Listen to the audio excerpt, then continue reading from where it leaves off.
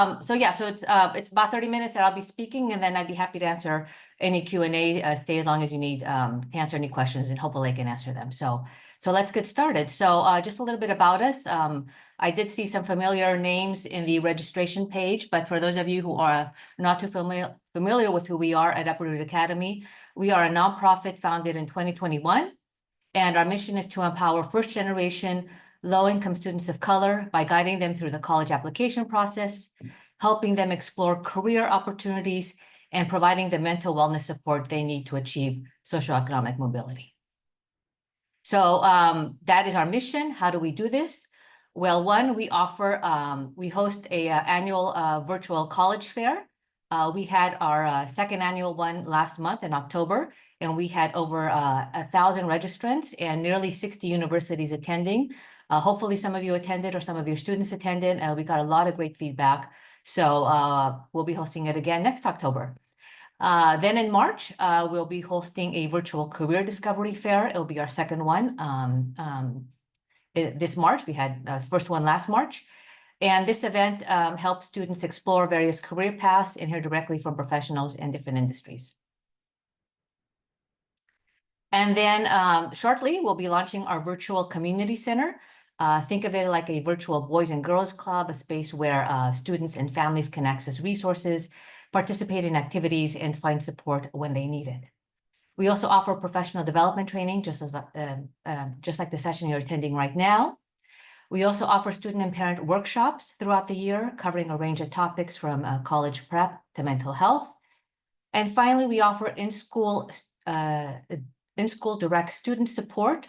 This means we work directly with schools in Los Angeles to offer personalized help to students within their school.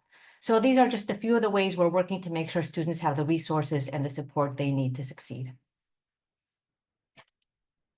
So first, let's just start off with a short quiz while people are joining us. You don't have to answer, or you don't have to put it in the chat. Just answer in your mind.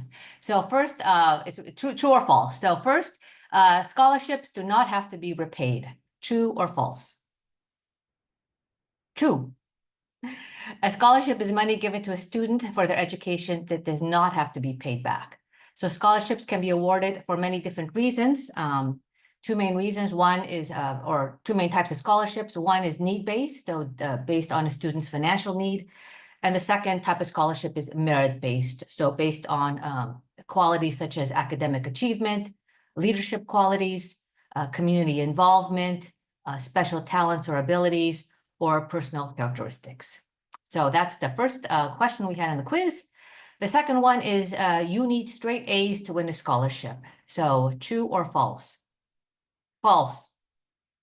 Of course, good grades help, right? Academics, test scores and GPA and all that is probably like the most important criteria, but not the only one. There are lots of scholarships out there, thousands of them, and all of them have different specific, set of criteria that they're looking for other than grades. So besides, academics, as we mentioned before, leadership qualities, community service, athletic abilities, artistic abilities, even overcoming obstacles are things that scholarship providers are looking for when they're looking to award their scholarships.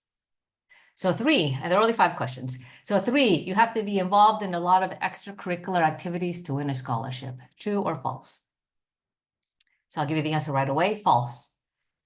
So again, this really depends on what the specific scholarship is looking for. You don't have to be in a million activities to win one. The scholarship judges are looking for students who fit a certain criteria. So it's important to apply to scholarships where, for students to apply to scholarships where they meet the criteria. 4th, you can win scholarships only as a high school senior. False. So scholarships have different age requirements. So just to give you an extreme example, the Sodexo Stop Hunger scholarships accept applicants as young as kindergarten. That's true. I looked it up.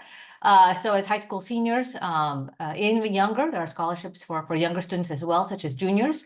But as high school seniors, it's important to apply not only as a high school senior, but also during college. So as you move throughout your college experience, there are still scholarships available.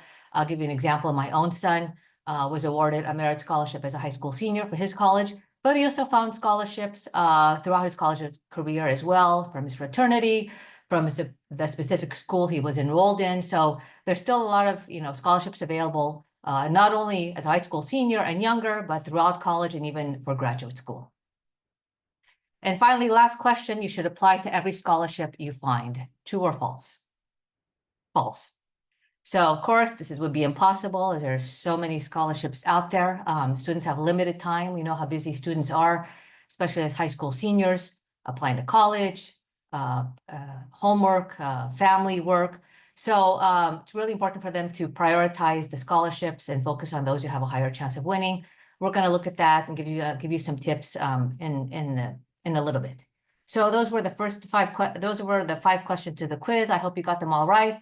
But anyway, let's get started now on talking about scholarships. So the first step in the scholarship search is for the student to really take a look at themselves and start identifying what their strengths, their interests, their background, creating that personal inventory, because many scholarships have very specific eligibility criteria. So they can refer to the activities list on the on their college application to get an idea of kind of what their strengths and background are. But besides extracurricular activities, they can also consider athletics if they're, sports involved in sports. Certainly, a lot of scholarships out there for athletic abilities, coursework, intended major, a lot of major specific scholarships out there. For example, STEM, education, etc. Career goals. So again, lots of scholarships out there for students who are interested in certain careers like healthcare or business or so on. Personal characteristics. So here you can think about a whole bunch of things: gender, ethnicity, religion, nationality, disability, sexual orientation, undocumented status, or any other unique qualities. There are tons of scholarships out there for students from specific ethnic backgrounds, whether they're first generation or not, whether they're from rural areas, even scholarships for vegetarians and dog lovers. I looked it up because I'm a dog lover, and so there would be scholarships for me if I were a high school student. So that's something that students need to consider. First piece of advice besides that is to start local. So start the scholarship search locally. So students will often have the best odds of being selected for the local scholarship because the applicant pool is smaller than state or national scholarships. Some even have very few applicants, especially if the scholarships require essays or recommendations. So where can students start looking for these local scholarships? Well, one, community organizations with local chapters.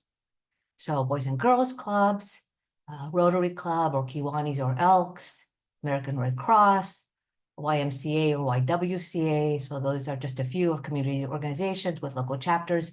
Then I might have local scholarships. I've heard also of fire stations that might have local scholarships, maybe also local police stations. So start locally is what we would advise students. Also places of worship. So students can ask their church, their mosque, their synagogue, or any other religious community if they offer scholarships. Credit unions if they're members, sororities and fraternities, and not just when you're in college. So for example, the Divine Nine fraternity and sororities have scholarships for high school seniors who are planning to attend college. And then one final suggestion is some of you might be high school counselors. You might know about local scholarships that you can let your students know about. So certainly students should check in with their guidance counselors who might have information on those local scholarships. I've even seen on school websites tabs for local scholarships. So that's really an idea also if your high school doesn't have that information on the website. And then also another idea is also the colleges that students are thinking of attending or have already been accepted to. They have information not only on their school-specific scholarships, but they also have information on scholarships that their admitted students have been awarded. So that is something that you can look at. For example, the financial aid and scholarships website of the university. You can look there and see if they have a list of scholarships. Just to name a couple of universities that I was happened to look at, Duke University has a very long spreadsheet of about 400 scholarships that their own students have been awarded. Howard also has some scholarships on their website. I'm sure many more universities do, but that's certainly another place that students can look at for those scholarships. Then when students have looked at local scholarships, then they can also check out their state scholarships. Here are just a couple of examples of the Florida's Bright Future Scholarship Program and New York State Excelsior Scholarship Program. These are examples of state-based scholarships. So, but there are also private scholarship providers that award their scholarships to students from selected states. So just as an example, the Fidelity Scholars Program, that is only students from certain states are eligible to apply for that. I can't name them right now, but those are also, again, the applicant pool is smaller than national scholarships because only students from eligible states can apply. But so the chances of winning are higher than the national scholarships that are open to students in the whole country. And talking about those national scholarships out there, so students should certainly think about applying for them. You can see here some examples of ones. And we have a list of major scholarships on the Upper Rouge Academy website. By no means a search engine, it's not a comprehensive list, but just some major ones that we wanted students to be aware of. So for example, we do have Dell on there. That deadline is coming up on December 1st. The Burger King Scholar application is due on December 16th. The Coca-Cola unfortunately passed for high school seniors, but certainly younger students would be eligible for that. I think that comes out in August and the deadline is in September. Tylenol is for students pursuing careers in healthcare. That deadline was August 1st, but again, for younger students, they would certainly want to look at it if they're interested in pursuing a career in healthcare. So here you have major corporations that offer scholarships to students that are open to everyone. But there are also corporations, employers that offer scholarships for employees of a particular company and their children. So you can suggest to your students to ask their parents, to ask their employers if their employer offers any scholarship for employee children. If students have a job, they can ask their employer if they offer scholarships for employees. So for example, Chick-fil-A offers scholarships for its employees, for its student employees, in addition to offering scholarships that are open to everyone. So just a few examples of national scholarships, which students could easily find on our website, and also that are available to find not only national scholarships, but all different types of scholarships that students can find on scholarship search engines. So some of these names might be familiar to you. Basically, you just, most will let you create a filtered search. You input just some basic information and key terms, and you come out with a long list of scholarships. So these are just some of the ones that come up repeatedly. I'll send you even more in a follow-up email.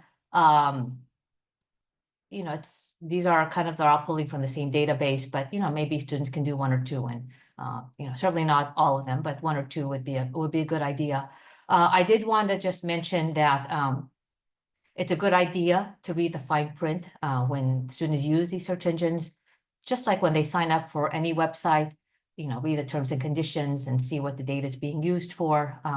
Whether they might be getting spam, maybe they're signing up on a mailing list or so on. So again, usually we just click that terms and conditions, but these are free search engines. So, and they tend to be, at least these are, or the ones that I'll mention, pretty reliable and safe, but it's always something to consider too when you sign up for one of these search engines. Besides these search engines, you can also use ChatGPT or other AI chatbots also to maybe search for scholarships. I use ChatGPT a lot. I'll just give you an example of a prompt if it's something that you want to look into. But this is just a prompt I came up with. Of course, it'll be specific to each student. But I wrote, I'm a high school senior with a 3.8 GPA, planning to major in computer science. I'm active in coding clubs and have significant volunteer experience in STEM outreach, right? So the more specific you get, the better the prompt is, the more, the better the list of scholarships that you'll get back. I also asked it to generate a table of scholarships. I like to see my data in tables and specific formats, but if not, I'll generate a list and it'll be fine. So just to give you an idea of what ChatGPT spit out, this is a list of scholarships it spit out. It's not the complete list. There were many more that just wouldn't fit on the slide. But you see I had asked it to give me a table with scholarship name, URL, and deadline. So And ChatGPT did tell me, it did say, please verify the eligibility criteria and application requirements for each scholarship to ensure they align with your qualifications. So students can simply click on the link and get more information about the scholarship to see if they're eligible. Unfortunately, ChatGPT is not very good at links, so some of these were broken, but some of them did work. And I did check this one, the Amazon Future Engineer Scholarship. The link was broken, but the deadline was accurate. So this is another way that students can also search for scholarships in addition to the search engines or instead of. So you see here also that it gave me this Women at Microsoft scholarship, which also maybe you want, again, the more information you put in, the better. So you could specify your gender. That'll help you list or narrow down the list of scholarships you get. Want to mention also some other important scholarship organizations. So UNCF, the United Negro College Fund, which is the nation's largest private scholarship provider for minority group members. So each year they award over 7,000 scholarships, totaling over $100 million. They also manage a variety of scholarship programs. So it's not just one scholarship. They have a lot of scholarships on their site. And one of the scholarships they manage is the Amazon Future Engineer Scholarship, which I mentioned in the previous slide. So high school seniors can go onto the UNC website and fill out the profile and get information about upcoming scholarship opportunities. Similarly, one thing I forgot to mention, the NAACP also has a lot of scholarships for Black students. You do have to be a member to access those scholarships. I looked it up. It costs $10 if you're 20 and under. So that might be something students may want to consider. So similar to the UNCF, the Hispanic Scholarship Fund, which is the nation's largest provider of college financial aid for Latino students. So it also, like UNCF, it also manages a variety of scholarships, including the SCATE scholarship, which some of you might be familiar with. So according to HSF, the latest update from them, they expect to have over 10,000 scholarships available on their scholarship finder starting in January of 2025, so next January. And finally, the Common App, so not a scholarship organization per se, it's an application platform, but completing the Common App can also help students connect with scholarship opportunities, so I wanted to point that out. Last year, Common App students received nearly $5 million in scholarships through partner scholarship providers that Common App partners with, such as Scholarship America. So this year, Common App is also partnering with the National Scholarship Providers Association, which has a database of over 20,000 private scholarships. So with this new partnership, students will receive a personalized list of 3 to 20 scholarships they're eligible for based on the details they put in their application. So students don't actually need to submit application. They just need to fill out, the personal information so that, that information gets sent and they can possibly receive notifications from Common App that they're eligible, for XYZ scholarship. And you might actually have students who have completed the Common App actually get notifications that they're eligible for scholarships. So I just want to kind of mention these 3 main organizations. So let me just take a pause here. So I know I'm speaking quickly. I want to make sure that I cover everything in the 30 minutes or so that we have. So let me go on now to scams, unfortunately. So when looking for scholarships, we advise students to be careful of scams. Unfortunately, there are bad actors out there. You should never have to pay or apply to receive a scholarship. That kind of goes against sort of the whole point of a scholarship. Also, students should avoid sharing personal information like their driver's license number, social security number, or bank details during the application process. Some scholarships will require students to fill out the FAFSA. I think the Gates Scholarship is one of them. Of course, when you're filling out the FAFSA, you need to submit or you need to input your social security number. But again, just like with anything, in the regular application, it shouldn't be necessary. We also advise students to be careful to respond to any scholarships they didn't apply for. Someone calls them and said, hey, you won $500, in the scholarship, and you didn't apply for it, to be careful of that. If students have any questions about eligibility, they can contact the financial aid or scholarship office to figure out if it's legitimate. So unfortunately, these things exist. So now prioritizing the scholarship list. So now that students have found a bunch of scholarships, how to prioritize them. That would be the next step. So one thing that they want to will help them is creating like a list or a spreadsheet. So they'll help them prioritize the scholarships where they meet most of the requirements, even if they don't meet every single one. So this is just an example of like a digital spreadsheet or a scholarship tracker that we have also in our workbook, which some of you might be familiar with. So really important to stay organized, to keep track of not only current scholarships that you might want to apply for, but maybe ones that you're not eligible for yet, if you're a younger student that you'll be eligible for in the future, or if you've been awarded a scholarship, keep track of any tasks that you might need to do, such as, maybe submitting your tuition bill or enrollment verification or anything like that. So tips for prioritizing scholarships. For each scholarship you're considering, a few things to consider when students are thinking about how to prioritize them, right? Because time is limited. And so we want to make sure that they're focusing their efforts on the ones that are most likely, that most interest them. So one, eligibility. So focus on the scholarships where students meet most or all of the requirements, right? Maybe they don't have to meet all of them, but they meet most of them. The closer the fit, the better the chances of being awarded the scholarship. Effort versus reward. So again, think about the time each application takes. Some scholarships need a lot of work, like essays and recommendations, while others are much simpler. So if they're short on time, to prioritize the ones that don't require as much effort, or where they might already have the required documents. If they already have essays or letters of recommendation from college applications and they can reuse those easily, prioritize those. Award amount. So of course, larger scholarships, are more attractive. They take more effort, but they have a bigger payoff. So, they might want to prioritize those. On the other hand, smaller awards can add up, right? And there's less competition for the smaller awards. So that's something to consider.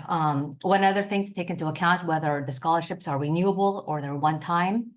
The renewable are better, right? Because then they can use them throughout the 4 years of college. So that's something to consider as well.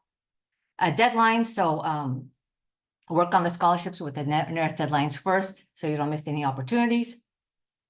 Competition level. As I said before, local scholarships often have fewer applicants, which can improve their chances compared to national scholarships. And then finally, fit with the goals. So again, give extra weight to scholarships that align with their academic or career goals, as they may offer benefits like networking or other benefits. So for example, the Hispanic scholarship, that offers not only a scholarship, but it also offers a lot of a career development. So, also the Questbridge Scholar, the POSSE Scholarship, right? Those offer not only money, but also additional support that may be very valuable. So now, the nitty-gritty of applying for scholarships. I want to give you an example here. I think it's a really good example. I didn't come up with this, so I won't take the credit. But how a student can tailor their applications to each scholarship. So just like a student tailors their application to each school, right? They can tailor an application. They should also tailor their application to each scholarship. So this is an example of an activities description for a scholarship. So you see here, we have a student who is the same student or the same activity, volunteer for New York City Central Park Conservancy, same activity. But for a scholarship focusing on environmental conservation, right? That's the criteria, that's the purpose of the scholarship. The student writes, promoted environmental stewardship by raking, mulching, and weeding, right? So here, the student has tailored that activity for the purpose of the scholarship. Now, in the other example, a scholarship focusing on student leadership, the student writes, wrote, led a team of 5 teens to carry out mulching and weeding in Central Park. So you can see here the emphasis is on leadership because the scholarship focuses on student leadership.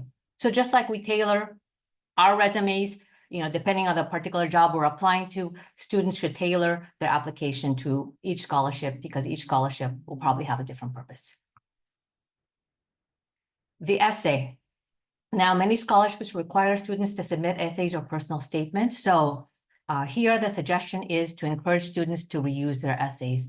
Just like students, might reuse their supplemental essays by tweaking them for different colleges, it's perfectly fine to repurpose or reuse an essay for scholarship. So that's perfectly fine as long as, again, they tailor it, they tweak it to each scholarship prompt.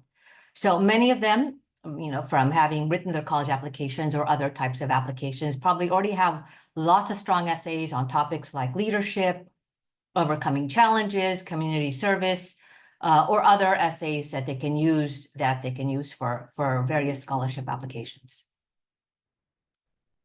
Letters of recommendation, similarly, they can reuse or repurpose these for various applications. And of course, besides teachers and counselors, coaches, or community leaders, they can also turn to get letters of recommendation. So again, the same suggestion as before. Reuse them if possible. Just makes less work. And finally, that's sort of applying to scholarships. Now we have just about 5 minutes or so left. So, and then I'd be happy to answer any questions you have at the end. So I did want to talk about the topic of scholarship displacement, which some of you might have heard about. So scholarship displacement is something families and students should be aware of when students start winning these external scholarships. And by that, I mean like private scholarships, not money that a school would award, an institutional award, in other words. So what is scholarship displacement? It's when external scholarships reduce a student's financial aid from the college. So just as an example, a student receives $20,000 in college aid, then wins a $5,000 external scholarship.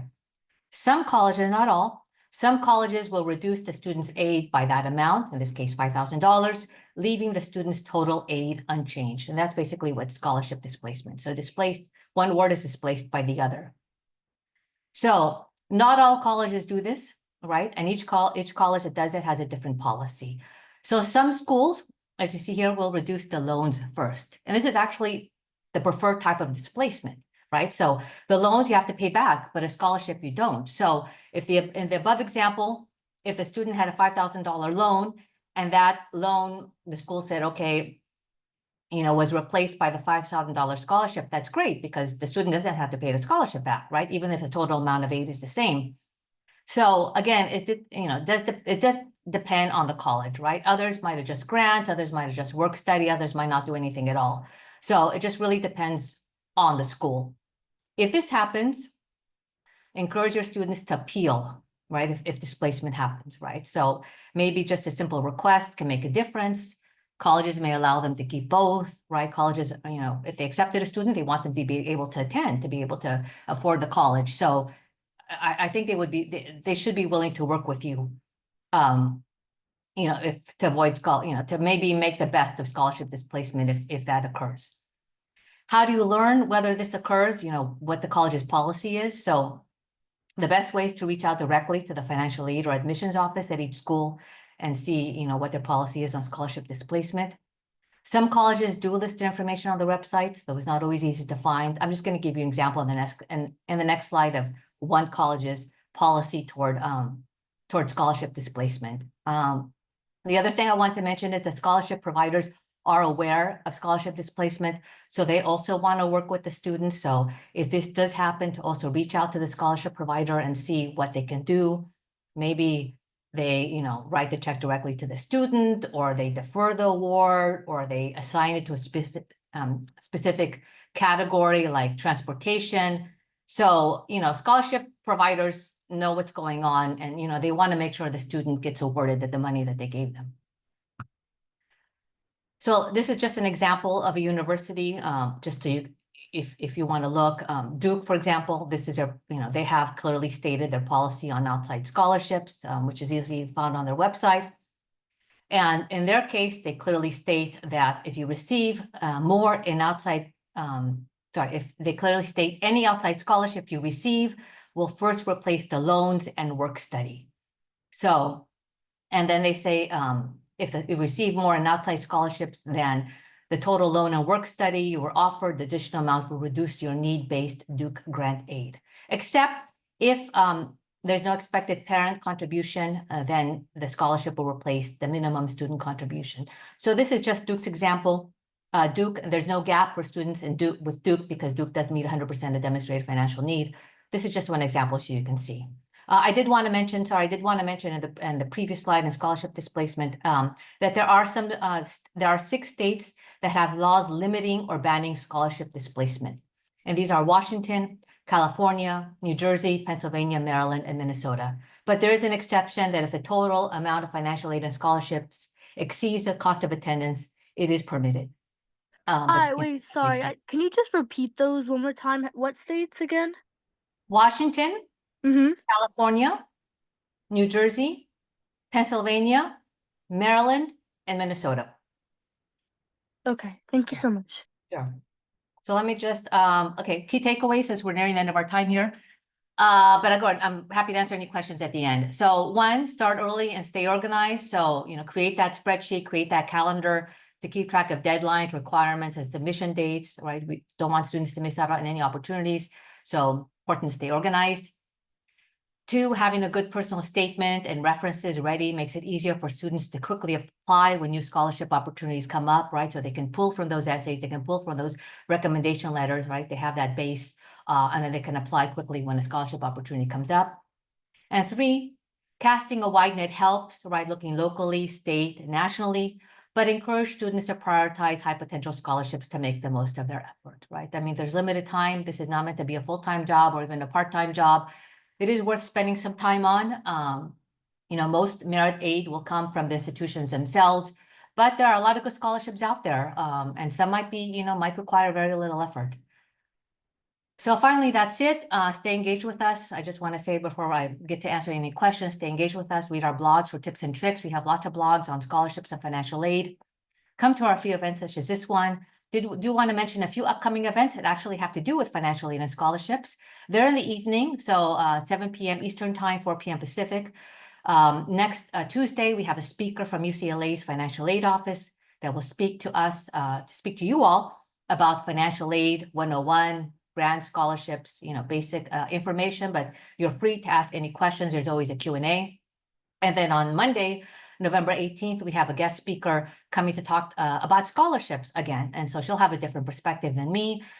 She is from Seeds of Fortune, which is a nonprofit that financially empowers young women of color by helping them apply for college scholarships. So great speakers coming up, specifically actually on financial aid and scholarships. I will be sending a follow-up email with the list of search engines and other important information, as well as a link to the recording. And also a survey, which I ask you to please fill out. It's really important. We want to make sure that the topics we're presenting are of interest to you. So please let us know your thoughts. Let us know, let me know how I did, if I could have done better. Always looking to get feedback. You're the people that we want to help as you help your students. So it's really important that you let us know what it is that you need from us. So that is it. I'm going to stop sharing. And let me just also... Let me see if I can stop recording here. Pause, stop recording. Yeah, as you don't want your